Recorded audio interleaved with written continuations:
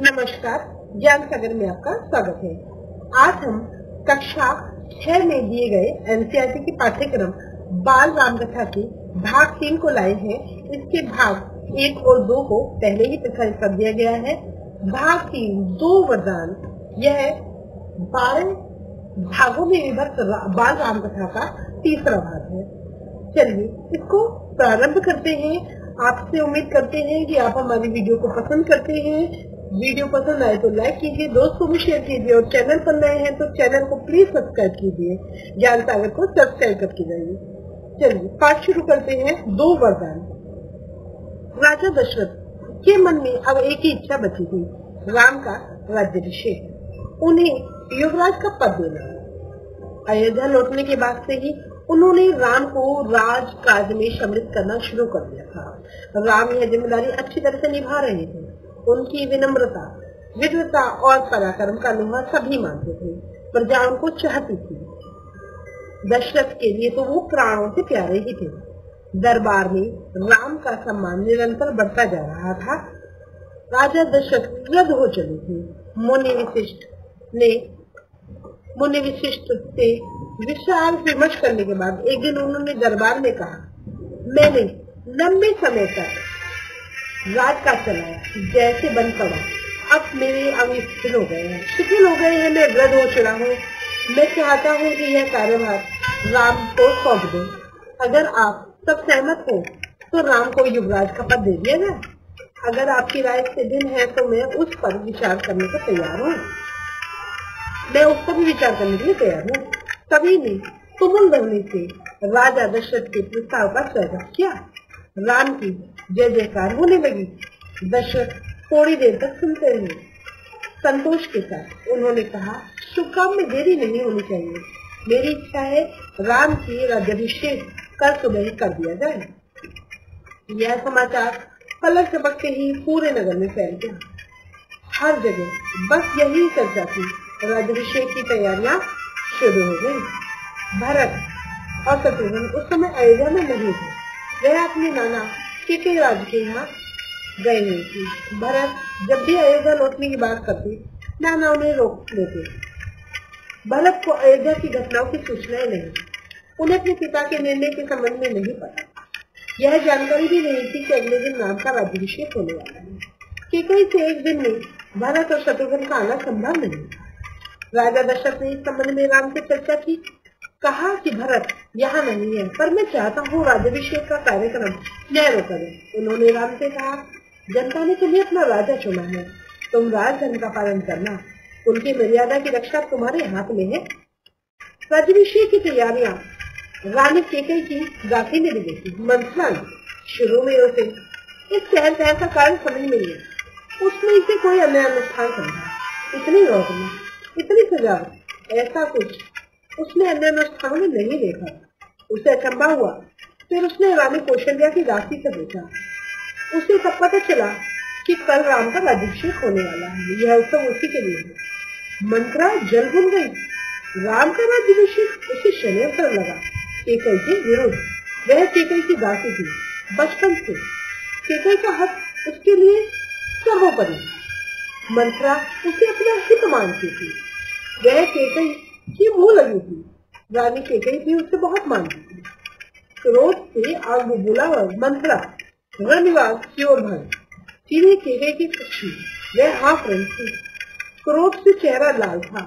भागने के कारण सांस उखड़ रही थी। उसने रानी केकई को सोते हुए देखा।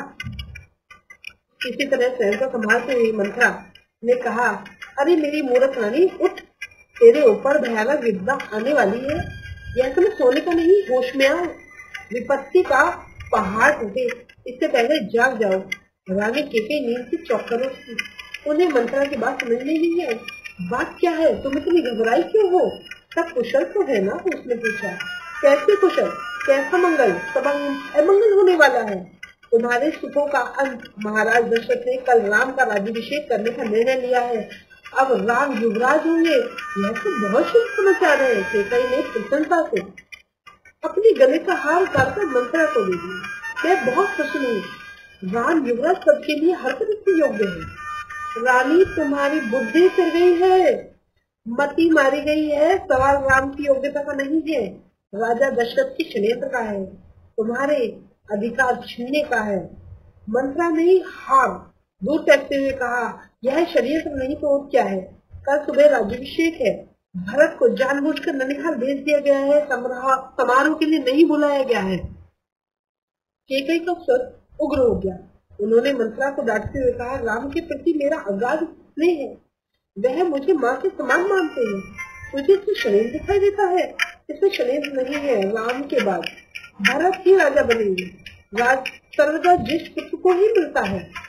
मंत्रा इस पर पटकर का कोई प्रभाव नहीं पड़ा, इसके लिए वह दशरथ का षड्यंत्र था।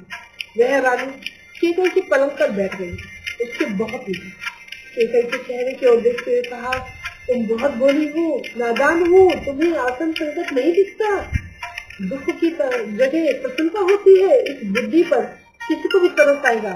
समझो रानी, राम राजा बने तो तुम कौशल्या की दासी बन जाओगी, भरत राम के दास हो जाएंगे, वह राजा नहीं बनेंगे। राम के बाद अगला राजा राम का पुत्र होगा। अन्यथ को अर्थ समझने की मूर्खता मत करो।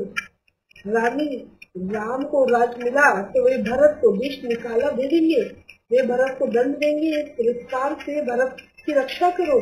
रानी को ऐसा उपाय करो कि राजगद्दी राम को मिले और राम को राजगद्दी भरत को मिल जाए और राम को जंगल भेज दिया जाए। केकई पर मंत्रा की बातों का असर होने लगा, उसका सब चकरा गया। वह पलंग से उठती, पांव सीधे नहीं पड़ रहे थे, आंखों में आंसू थे, मन भारी हो गया। प्रसन्नता की जगह अव्यक्त क्रोध ने ले ली। मंत्रा के तर्कों ने उन्हें सच्चाई दिखने लगी। तुम ही बताओ मैं क्या करूं? केकई ने आंसू पोंछते हुए मंत्रा से कहा। मंत्रा पलंग से उठी, केकई के पास जाकर खड़ी हो गई। उसने कहा, याद करो रानी, महाराज दशरथ ने तुम्हें 2 वरदान दिए थे। दशरथ से अपना वचन पूरा करने को कहो। एक से भरत के लिए राजगद्दी मांग लो, दूसरे से राम को 14 वर्ष का वनवास। केकई का चेहरा तमतमाया हुआ था।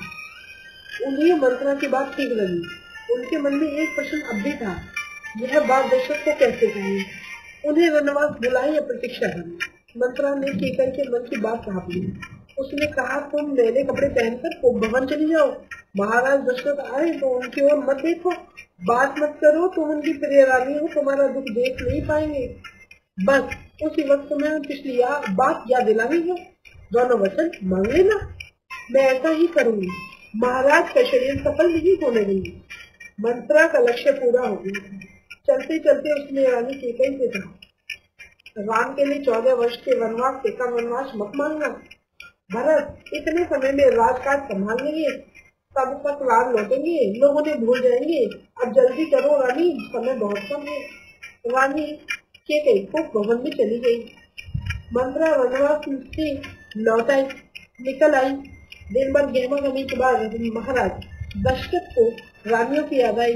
तुरंत वनवास की ओर चल पड़े, उन्हें शुभ समाचार देने। सबसे पहले केकई के कक्ष की ओर मुड़े। केकई वहाँ नहीं थी। प्रतिहारी से पूछा, पता चला वो कुंभवन में है।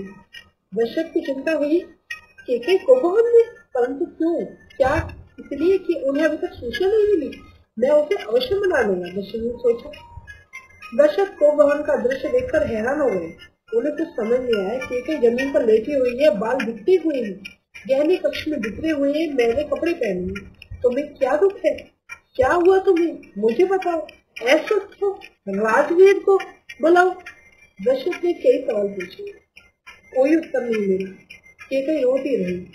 तुम मेरी सबसे प्रिय रानी हो, मैं तुम्हें प्रसन्न देखना चाहता हूँ, तुम्हारी खुशी के लिए कुछ भी कर सकता हूँ, कुछ भी, धरती आसमान एक कर सकता हूँ। दशरथ ने केकई को मनाने का बड़ा प्रयास किया, उत्तर उन्हें फिर भी नहीं मिला। दशरथ भी भूमि पर बैठ गए, विनती करते रहे, हाँ मैं बीमार हूँ। केकई ने कहा, हाँ मैं अपनी बीमारियों के संबंध में आपको बताऊंगी, लेकिन पहले एक वचन लो, मैं जो मांगू तो पूरा करूंगी। राजा ने तत्काल हामी भर दी, हाँ मैं राम की सौगंध खाती कहता तुम्हारी हर इच्छा पूरी करूंगा। महाराज दशरथ ने राम की सौगंध ली तो केकई उठकर बैठ गई। आप मुझे वो दोनों वरदान दीजिए जिसका संकल्प आपने वर्षों पहले रणभूमि में लिया था। महाराज दशरथ ने हामी भरी। कल सुबह राज्याभिषेक भरत का हो, राम का नहीं। केकई ने कहा, दशरथ भौचक रह गए। उस पर उनका वज्रपात तो हुआ। थोड़ा रुककर केकई से बोले, राम को 14 वर्ष का वनवास से चेहरा सफेद पड़ गया। अवाक रह गए, सिर चकराने लगा, वे मूर्छित होकर गिर पड़े। कुछ देर में राजा को होश आया, केकई की ओर देखा, बड़े कातर स्वर में बोले, यह तुम क्या कह रही हो? मुझे विश्वास नहीं होता, मैंने यही सुना है। केकई अड़ी रही। दशरथ केकई की मांग को अस्वीकार करते रहे, अनर्थ बताते रहे। तब केकई ने अंतिम हथियार चलाया। अपने वचन से पीछे हटना रघुकुल का अनादर है। आप चाहे तो ऐसा कर सकते हैं, पर तब आप दुनिया को मुंह दिखाने योग्य नहीं रहेंगे। रही मेरी बात, आप वरदान नहीं देंगे तो मैं विष पीकर आत्महत्या कर लूंगी। यह कलंक भी आपके माथे होगा। राजा दशरथ ये सुन नहीं सकी, दोबारा बेहोश हो गई। रात भर बेसुध पड़े रहे। बीच बीच में होश आता वह केकई को समझाते, गिड़गिड़ाते, धमकाते, डराते, पर केकई तक से मत नहीं हुई। सारी रात इसी तरह बीत गई। इस प्रकार बाल राम कथा का यह तीसरा अध्याय समाप्त होता है। हम मिलते हैं अगले अध्याय में, अध्याय 4 में। आज के लिए इतना ही। बने रहिए ज्ञान सागर में। धन्यवाद।